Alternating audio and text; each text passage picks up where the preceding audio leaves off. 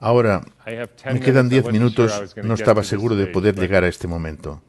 Pero ¿puedo decirles algo en relación a este coronavirus? ¿Me lo permiten?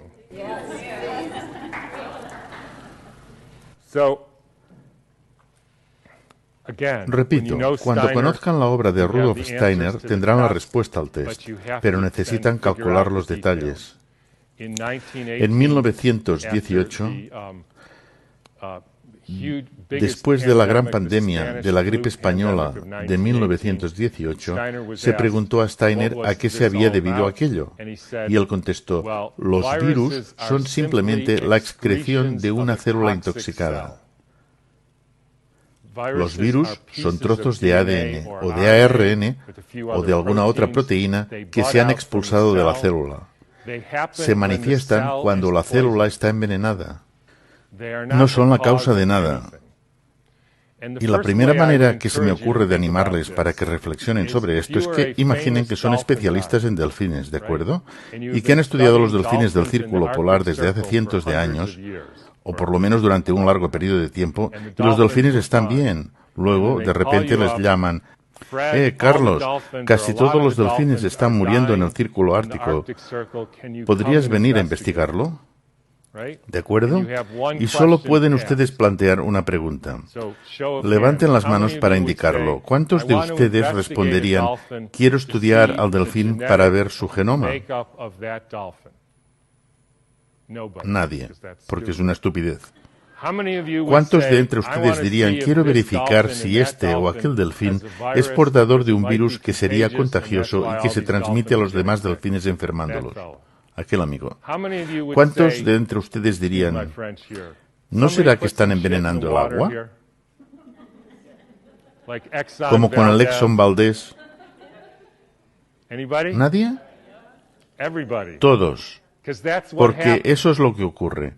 Las células se encuentran intoxicadas y ellas intentan limpiarse excretando residuos que nosotros denominamos virus. Si estudian las teorías actuales de los virus, que se denominan exosomas, la última conferencia del Instituto Nacional de Salud de Estados Unidos, que habla de la complejidad de los virus, constatarán que se corresponde totalmente con las teorías actuales sobre lo que son los virus. De niño, y a medida que me hacía mayor, tuve un dramático ejemplo de ello. Fuera de mi casa, hacia la derecha, había unos pantanos. Estaban llenos de ranas y me despertaban por la noche. Yo daba golpes en los cristales, en primavera hacían un ruido espantoso. Y con el tiempo, todas las ranas fueron desapareciendo. ¿Cuántos piensan que las ranas tenían una enfermedad genética? ¿Cuántos piensan que las ranas tenían virus? ¿Cuántos piensan que alguien le echó DDT al agua? Es lo que pasó. Las enfermedades son una intoxicación. Ese es uno de los motivos por el que las vacunas... Permítame que me desvíe un minuto. Entonces, ¿qué es lo que pasó en 1918?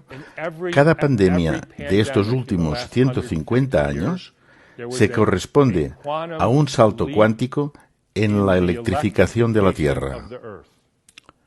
En 1918, a finales de otoño de 1917, se introdujeron las ondas de radio en todo el mundo. Cuando se expone a cualquier ser vivo a un nuevo campo electromagnético, se le envenena, unos cuantos mueren y los demás entran en una especie de inactividad. Y lo interesante es que viven algo más de tiempo, pero enfermos. Y con la Segunda Guerra Mundial se inició una nueva pandemia con la introducción de los radares en toda la Tierra, envolviendo la Tierra con los campos electromagnéticos emitidos por los radares. Era la primera vez que los seres humanos se veían expuestos a algo así. En 1968 hubo la gripe de Hong Kong.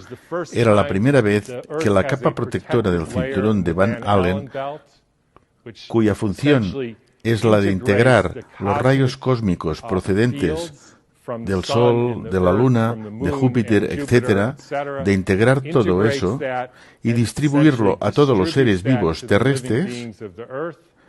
Pues bien, en el cinturón de Van Allen se colocaron satélites que emitían frecuencias radioactivas. Al cabo de 6 meses se produjo una nueva epidemia viral. ¿Por qué viral? Porque las personas que fueron intoxicadas expulsaron toxinas parecidas a virus. Las personas creyeron que se trataba de una epidemia de gripe. En 1918, el Ministerio de Sanidad de Boston decidió analizar el carácter contagioso de una epidemia. Lo crean o no, tomaron a cientos de personas que tenían gripe, les extrajeron las mucosidades de la nariz y se las inyectaron a sujetos sanos que no tenían gripe. Y ni una sola vez consiguieron hacer enfermar a uno solo de aquellos sujetos sanos. Repitieron la práctica una y otra vez, pero no consiguieron demostrar el contagio. Incluso llegaron a hacerlo con caballos que supuestamente habían pillado la gripe española. Les colocaron sacos sobre las cabezas y el caballo estornudaba en el saco. Luego colocaban el saco con estornudo al caballo siguiente que no caía enfermo. Todo esto lo pueden ustedes leer en un libro que se llama El arco iris invisible de Arthur Robert Firstenberg. Él realizó una cronología de todas las etapas de electrificación de la Tierra y de cómo al cabo de unos 6 meses se producía una nueva pandemia de gripe en todo el mundo. No hay otra explicación. ¿Cómo podría sino propagarse desde Kansas hasta Sudáfrica en 2 semanas? De manera que en todo el mundo se manifiesten los síntomas a la vez, a pesar de que la forma de transporte era en caballo y en barco. Es algo que ellos no pueden explicar. No sabemos cómo se produce, fue la conclusión de aquella prueba. Pero si se paran a pensar en ello, todas esas ondas de radio y demás frecuencias que algunos de ustedes llevan en el bolsillo o tienen en la mano, pueden enviar una señal al Japón y llega al instante. Por tanto, incluso aunque no crean que existe un campo electromagnético que interconecta el mundo en pocos segundos, no hace falta discutirlo, es un hecho que experimentamos a diario. Y acabaré añadiendo que en estos últimos 6 meses se ha producido un dramático salto cuántico en la electrificación de la Tierra.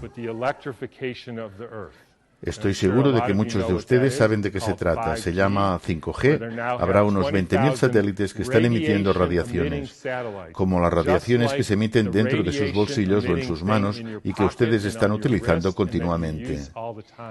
Esto no es algo compatible con la salud. Lamento mucho decirlo, pero no es compatible con la salud. Es un aparato que desestructura el agua y si entre ustedes hay quien considera que nosotros no somos seres eléctricos, solo somos materia física, entonces no se molesten en pasar un electrocardiograma o un electroencefalograma o una prueba de conducción nerviosa, porque somos seres eléctricos y los productos químicos no son más que los residuos de estos impulsos eléctricos.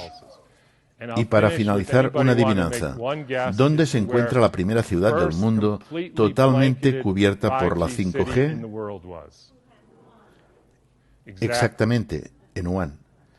Así pues, cuando empezamos a pensar en todo esto, estamos en una crisis existencial aquí y ahora, de una magnitud tal que los seres humanos nunca han visto. Y no voy a interpretar el papel de profeta del Antiguo Testamento. Pero se trata de un hecho sin precedentes. La puesta en órbita de miles de satélites en la propia capa protectora de la Tierra. Y por cierto, como quería decir antes, eso se relaciona con las vacunas. Esto me atañe, pues hace un año tuve un paciente en plena forma que practicaba el surf. Era técnico electricista electrónico que instalaba sistemas wifi para gente muy rica. Esta profesión tiene un alto índice de mortalidad. A pesar de todo, él se encontraba bien, pero un día se rompió el brazo y le tuvieron que poner una placa metálica. 3 meses más tarde no podía salir de la cama, tenía arritmia y agotamiento total. Nuestra estabilidad funcional depende de la cantidad de metal que tengamos en el cuerpo, así como de la calidad del agua de nuestras células. Por ello, si empiezan a inyectar aluminio a la gente, se vuelven receptores que absorben de forma amplificada los campos electromagnéticos. Y esto es un perfecto caos que puede explicar el tipo de dolencias que nuestra especie experimenta en la actualidad. Quiero terminar con una cita de Rudolf Steiner, de 1917. Era una época diferente. En la época en que no había corriente eléctrica, cuando el aire no estaba sometido a influencias eléctricas, hablamos de 1917, era más fácil ser humano. Por esta razón, para poder ser enteramente humanos hoy, es necesario desarrollar capacidades espirituales mucho más fuertes de las necesarias hace un siglo. Así, les dejo este consejo.